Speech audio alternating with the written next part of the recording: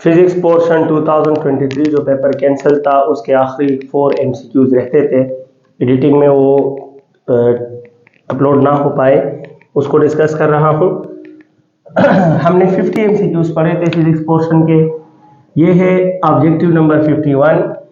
इसके जो ऑप्शंस हैं, एक ऑप्शन है कि tangent theta is equal to 10, एक ऑप्शन है कि tangent theta is equal to 12, एक ऑप्शन है कि tangent theta is equal to 16 और एक ऑप्शन है कि tangent theta is equal to 1।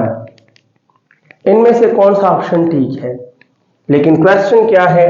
Question का आइडिया ये है my dear students that if for projectile motion, अगर एक प्रोजेक्टाइल मोशन हुआ है और इस प्रोजेक्टाइल मोशन में जो रेंज है प्रोजेक्टाइल का वो 1/4 टाइम्स ऑफ इट्स हाइट है। अगर एक प्रोजेक्टाइल मोशन में रेंज ऑफ प्रोजेक्टाइल हाइट के 1/4 है, तो आप बताएं इनमें से कौन सा ऑप्शन उस प्रोजेक्टाइल के लिए ठीक है। सॉल्व करेंगे।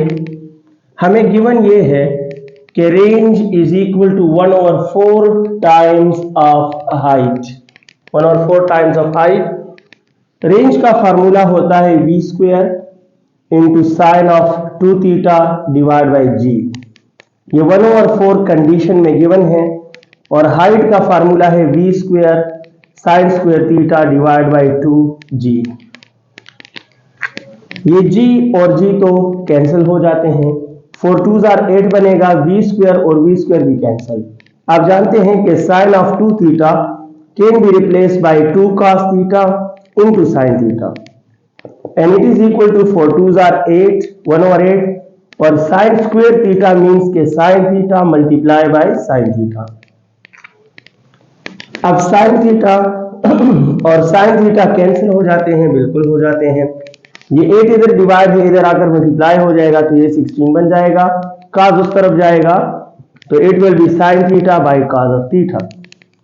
और आप जानते हैं कि sine theta by cos theta is tangent theta which is equal to 16। So the correct option is option C. Correct answer is tangent theta is equal to 16. अब हम पढ़ते हैं question number 52, physics portion question number 52। Question number 52 में क्या है? इसके option है dear students कि acceleration of body A is equal to 1/5 times of acceleration of body B. Acceleration of body A is equal to 5 times acceleration of body B. Acceleration of body A is equal to acceleration of body B. और next है acceleration of body A is double of acceleration of body B या constant या unchanged या zero। इसमें लिखा है 0। Acceleration of body A is equal to acceleration of body B is equal to 0। Question क्या है? इस तरह के ऑप्शंस हैं। क्वेश्चन क्या है, इनका आइडिया क्या है, कौन सा क्वेश्चन दिया था? तो जनाब क्वेश्चन का आइडिया ये है डियर स्टूडेंट्स कि दो बॉडीज हैं, एक बॉडी A है और एक बॉडी B है। इनके मासेस कुछ इस तरह से हैं कि mass of A is 5 times mass of B। मास इसका मास B के मास के 5 टाइम्स ज्यादा है, A का मास ज्यादा दिया है। अगर दोनों पर सेम फोर्स लग रहा है, आप दोनों पर फोर्स सेम लगा रहे हैं, तो बताओ कि A का जो एक्सेलरेशन है वो B के एक्सेलरेशन के कितने टाइम्स होगा? दो बॉडीज हैं, दोनों पर सेम फोर्स लग रहा है। अगर A बॉडी का मास B बॉडी के मास के 5 टाइम्स ज्यादा हो तो A का एक्सेलरेशन B के एक्सेलरेशन के क्या होगा? सॉल्व कैसे करोगे? आप कहोगे सर हम जानते हैं F is equal to ma और आपने हमें दिया कि फोर्स दोनों बॉडीज पर सेम है, यानी फोर्स तो कांस्टेंट है। जब फोर्स कांस्टेंट है तो इन दोनों के दरमियान होगा इनवर्स रिलेशन, और इनवर्स रिलेशन का मतलब है कि जिसका मास जितने टाइम ज्यादा होगा उसका एक्सेलरेशन उतने टाइम्स कम होगा। फिर से सुनिएगा, जिसका मास जितने टाइम ज्यादा होगा उसका एक्सेलरेशन उतने टाइम्स कम होगा। तो अगर A का मास B के मास के 5 टाइम्स ज्यादा है तो A का एक्सेलरेशन B के एक्सेलरेशन से 5 टाइम्स कम होगा। इफ मास ऑफ A और मास ऑफ B इस तरह है कि ये उससे 5 टाइम्स ज्यादा है, तो इनवर्स रिलेशन मीन कि A का एक्सेलरेशन B के एक्सेलरेशन से 5 टाइम्स कम होना चाहिए। And the correct option is option A.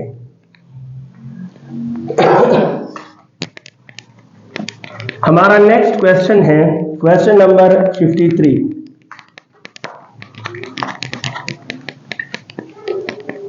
Question number 53 क्या कह रहा है? इसके जो ऑप्शंस हैं डियर स्टूडेंट्स वो ये है, इसमें है वेस्ट, साउथ, ईस्ट और नॉर्थ। इस तरह के ऑप्शन है, north south east west. Question क्या है, आइडिया क्या है?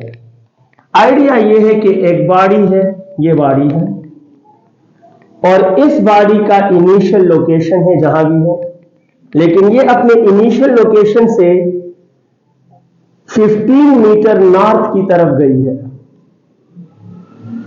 अब क्वेश्चन ये है कि बॉडी अपने इनिशियल से 15 मीटर नॉर्थ की तरफ चली गई और हम चाहते हैं कि इसका नेट डिस्प्लेसमेंट 0 हो जाए, और नेट डिस्प्लेसमेंट 0 होने के लिए ये 15 मीटर कवर करे, ये 15 मीटर कवर करे, नेट डिस्प्लेसमेंट 0 हो जाए और ये दोबारा 15 मीटर कवर करे। तो क्वेश्चन ये है कि ये किस तरफ मूव करेगी, इस बॉडी को किस तरफ मूव करना पड़ेगा। बच्चों का क्वेश्चन है लेकिन अल्फाज बहुत अच्छे हैं, तो क्वेश्चन का पता नहीं क्या लग रहा है, किस तरह का अजीब सा क्वेश्चन है। बहुत आसान क्वेश्चन है। बॉडी इनिशियल लोकेशन से नॉर्थ की तरफ 15 मीटर गई है, वहां से इसने दोबारा 15 मीटर कवर करना है, इस तरह के नेट डिस्प्लेसमेंट 0 हो जाए, तो ये दोबारा 15 मीटर किस तरफ कवर करेगी। अब इधर एक्सप्लेन करते हैं। हम चाहते हैं कि नेट डिस्प्लेसमेंट 0 हो जाए, और आपने पढ़ा होगा, आपने सुना होगा कि नेट डिस्प्लेसमेंट 0 करने का वाहिद एक तरीका है कि फाइनल लोकेशन या final position become same to initial position। जब इनिशियल और फाइनल पोजीशन सेम हो जाते हैं तब जाकर डिस्प्लेसमेंट 0 हो जाता है, नेट डिस्प्लेसमेंट 0। अब देखिए, ये है माय डियर स्टूडेंट्स नॉर्थ और साउथ का लाइन, और ये है ईस्ट और वेस्ट का लाइन, और यहां पर मौजूद थी वो बॉडी, इधर वो बॉडी मौजूद थी यहां पर। ये बॉडी की इनिशियल हालात थी, इनिशियल लोकेशन थी। क्वेश्चन के मुताबिक ये बॉडी इस इनिशियल लोकेशन से नॉर्थ की तरफ गई है और 15 मीटर गई, और ये इसका हो गया है फाइनल लोकेशन। अब टास्क हमें ये दिया कि इस बॉडी का डिस्प्लेसमेंट 0 कर दो, नेट डिस्प्लेसमेंट 0 कर दो। नेट डिस्प्लेसमेंट 0 करने के लिए इस फाइनल पोजीशन को दोबारा इनिशियल पोजीशन पे लाना जरूरी है। तो दो रास्ते हैं, या तो ये बॉडी घूम फिर कर किसी टेढ़े मेढ़े रास्ते से होकर इधर आएगी और इनिशियल और फाइनल सेम हो जाएगा और नेट डिस्प्लेसमेंट 0 हो जाएगा। लेकिन इसमें प्रॉब्लम ये है कि ये जो रास्ता होगा ये 15 मीटर से ज्यादा होगा, और वो तो अलाउड नहीं है, क्योंकि कहा गया है कि दोबारा भी इसको 15 मीटर ही कवर करना पड़ेगा। तो ये रास्ता रिजेक्टेड, ये रास्ता रिजेक्टेड। इससे डिस्प्लेसमेंट दोबारा 0 हो जाएगा, फाइनल इनिशियल पे आ जाएगा, लेकिन 15 मीटर से ज्यादा कवर होगा। हमें कहा है कि डिस्प्लेसमेंट भी 0 करना है और 15 मीटर ही कवर करना है दोबारा, तो इट मीन कि इसी रास्ते से वापस आना जरूरी है, क्योंकि जो 15 मीटर है उसी को दोबारा ट्रेस करें। तो बॉडी को इधर से इधर तक आना लाजमी है। जब ये इस रास्ते से इधर आएगी तो यही इसका फाइनल बन जाएगा, यही इनिशियल, और नेट डिस्प्लेसमेंट क्या हो जाएगा 0, और इसने 15 मीटर ही कवर किया होगा, उससे ज्यादा कवर नहीं किया होगा। सो देखो, ये तब 0 हो सकता है 15 मीटर के साथ जब बॉडी नीचे आए, और नीचे आने का मतलब है कि बॉडी के मोशन का डायरेक्शन किससे मिलेगा, साउथ से मिलेगा डियर स्टूडेंट, साउथ से मिलेगा। So therefore the correct answer in this question is option, इसमें ऑप्शन है south. My next question, the next question is हमारा नेक्स्ट क्वेश्चन है, अभी ये था 52 शायद, अब 53 पे बात करूंगा। ये 53 था डियर स्टूडेंट्स, और अब मैं 54 नंबर क्वेश्चन पे बात करूंगा। मैंने टेंजेंट वाला डिस्कस किया, डिस्प्लेसमेंट वाला डिस्कस किया, एक्सेलरेशन वाला बिल्कुल। लास्ट क्वेश्चन है कि इंक्रीज ऑनली, दूसरा है डिक्रीज ऑनली, तीसरा है कांस्टेंट, और फोर्थ ऑप्शन है चेंज्ड। अब इन ऑप्शन का ताल्लुक कौन से क्वेश्चन से है? तो आइडिया ये है, मैं इस क्वेश्चन को लिख लेता हूं। आइडिया ये है टू generate induced EMF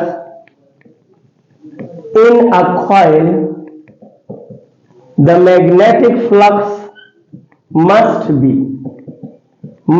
आगे blank. It is the statement of the question.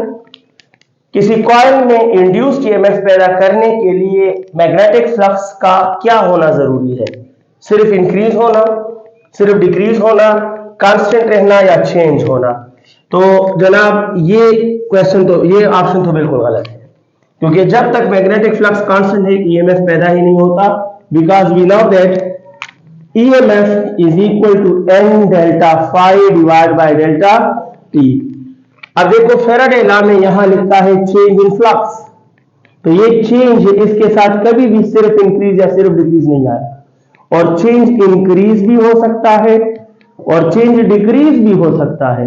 Increase decrease दोनों पॉसिबल है। तो अगर क्वेश्चन ऐसा होता कि मैग्नेटिक फ्लक्स मस्ट के बजाय मे भी होता कि मे भी, तो इंक्रीज भी ठीक था, डिक्रीज भी ठीक था। लेकिन मस्ट है कि जरूर इंक्रीज होगा, नहीं, इंक्रीज के साथ डिक्रीज भी हो सकता है। जरूर डिक्रीज होगा, फिर भी नहीं, क्योंकि डिक्रीज के अलावा इंक्रीज भी हो सकता है। जरूर चेंज होगा, चाहे उसमें इंक्रीज हो चाहे डिक्रीज हो, ये जरूरी है। ये वाला ऑप्शन जरूरी है, मस्ट में ये ठीक है, और ये दोनों ऑप्शनल है। ये ऑप्शनल है, ये हो या ये हो, दोनों में कोई भी चलेगा। जरूरी नहीं है कि यही हो, ये भी हो सकता है। जरूरी नहीं है कि ये हो, ये भी हो सकता है। और ये तो बिल्कुल गलत है हमारे स्टूडेंट। कांस्टेंट मैग्नेटिक फ्लक्स पे कभी भी इंड्यूस्ड ईएमएफ पैदा नहीं होता। So the best option is